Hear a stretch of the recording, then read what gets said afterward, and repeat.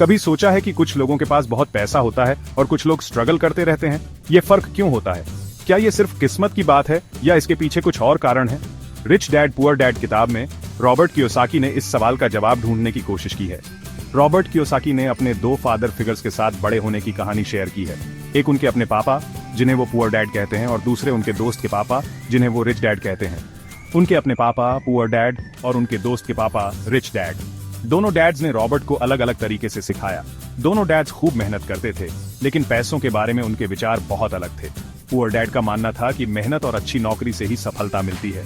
Poor dad अच्छी पढ़ाई, अच्छी नौकरी और मेहनत से कमाई में यकीन रखते थे। उनके लिए शिक्षा का मतलब था स्कूल और कॉलेज की डिग्री। उन्हें लगता था कि अच्छी जिंदगी जीने का यही सबसे सही तरीका है।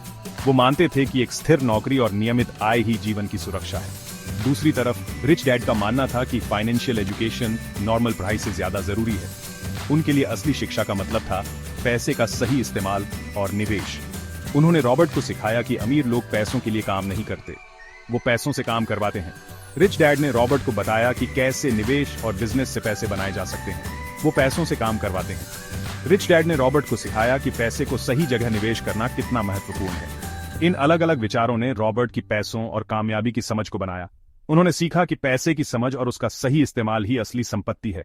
उन्हें एहसास हुआ कि जरूरी नहीं कि आप कितना कमाते हो, बल्कि ये जरूरी है कि आप उसे कैसे मैनेज करते हो और कैसे काम में लगाते हो। सही निवेश और फाइनेंशियल प्लानिंग से ही असली सफलता मिलती है, बल्कि ये जरूरी है कि आप उसे कैसे मैनेज करते हो और कैसे काम में लगाते हो। रॉबर्ट ने सीखा कि फाइनेंशियल फ्रीडम पाने के लिए सही सोच और सही कदम उठाना बहुत जरूरी है।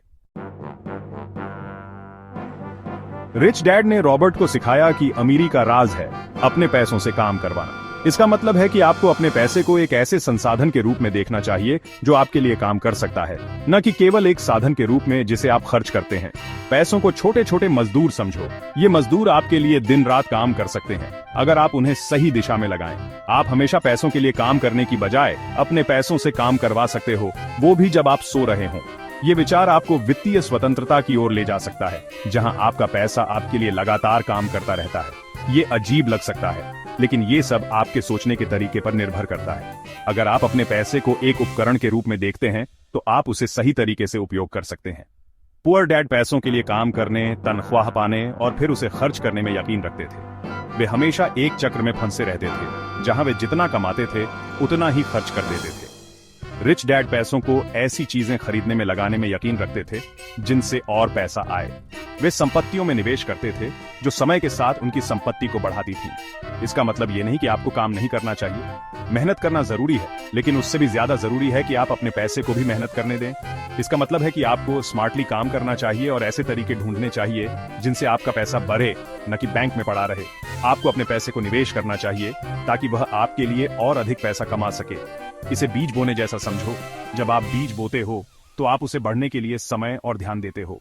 अगर आप बीज बोते हो और उसे पानी देते हो तो वो पौधा बन जाएगा, जिससे और बीज मिलेंगे। इसी तरह अगर आप अपने पैसे को सही जगह लगाते हो और उसे समय देते हो तो वह भी बढ़ेगा। अगर आप पैसों को सही जगह लगाओगे तो पैसा भी ऐसे ही काम कर सकता है। ये एक निवेश की तरह है जो समय के साथ बढ़ता है और आपको वित्तीय स्वतंत्रता की ओर ले जाता है। रिच डैड ने एसेट्स और लायबिलिटीज का फर्क समझने पर जोर दिया। एसेट्स वो चीजें हैं जो आपकी जेब में पैसा डालती हैं, जबकि लायबिलिटीज आपकी जेब से पैसा निकालती हैं। घर के बारे में सोचो। ज्यादातर लोग घर को एसेट मानते हैं, लेकिन रिच डैड ने रॉबर्ट को सिखाया कि घर अक्सर लायबिलिटी होती है। क्यों? क्योंकि इसमें हर महीने पैसा लगता है, लोन की किश्त, प्रॉपर्टी टैक्स, मरम्मत वगैरह। दूसरी तरफ एसेट्स वो चीजें हैं जैसे बिजनेस, शेयर्स या प्रॉपर्टी जो किराए पर दे सकते हैं, जिनसे आमदनी होती है। मान लो अगर आपके पास किराए का मकान है तो आपको जो किराया मिलता है वो एसेट है, क्योंकि वो आपकी जेब में पैसा डालता है। ये फर्क समझना बहुत जरूरी है, क्योंकि इससे आप पैसे के मामले में सही फैसले ले पाते हो। ऐसी चीजें खरीदने की बजाय जो आपको गरीब बनाती हैं, आप उन एसेट्स को हासिल करने पर ध्यान दे सकते हो जो आपको अमीर बनाती हैं। चौथा भाग, पैसों के बारे में सीखना जरूरी है। रिच डैड पुअर डैड की सबसे जरूरी सीख है फाइनेंशियल एजुकेशन की जरूरत। पुअर डैड का मानना था कि अच्छी पढ़ाई का मतलब है अच्छे स्कूल जाना और अच्छी नौकरी पाना। हालांकि ये जरूरी है, लेकिन रिच डैड का कहना था कि इतना काफी नहीं है। उनका मानना था कि स्कूल आपको पैसों के बारे में नहीं सिखाते, वो आपको सिखाते हैं कि पैसों के लिए कैसे काम करना है।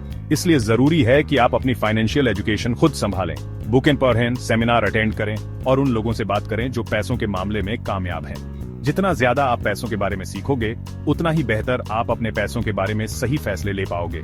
आप समझ पाओगे कि बजट कैसे बनाना है, निवेश कैसे करना है और अपने पैसों को कैसे मैनेज करना है। 5वां भाग, सिर्फ पैसों के लिए काम मत करो, कमाते हुए सीखो।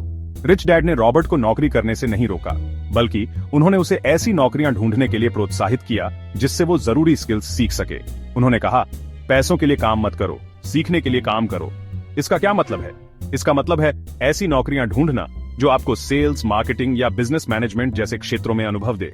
ये स्किल्स बहुमूल्य एसेट्स हैं, बड़ी तनख्वाह से भी ज्यादा कीमती। उदाहरण के लिए, रॉबर्ट ने एक मूवी थिएटर में पॉपकॉर्न और टिकट बेचने का काम किया। वो ज्यादा पैसे नहीं कमा रहा था, लेकिन वो कस्टमर सर्विस और सेल्समैनशिप सीख रहा था। ये स्किल्स आगे चलकर उसके बहुत काम आई जब उसने अपना बिजनेस शुरू किया।